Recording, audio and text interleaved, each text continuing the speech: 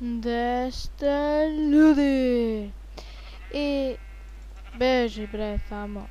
Danas ću da vam pokažem kako, ali kako da napravite nevidljiva vrata u Minecraftu. Pa ajde da krenemo. Izvući ćete ovako jedan, onda ovdje jedan i ovdje.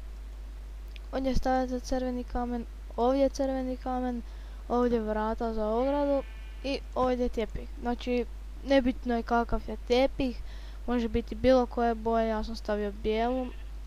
I kao što vidimo, mi ne možemo proći kroz ova vrata.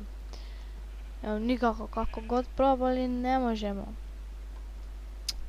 A sad, zašto ne možemo? Pa zato jer vidite kako su ta vrata.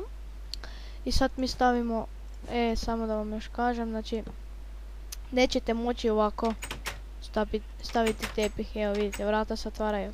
Morate stisnuti shift, evo, znači, ovako morate kleknuti, evo ovako, i onda možete postaviti. I ne možete ići. I to bi bilo to za ta nevidljiva vrata. I još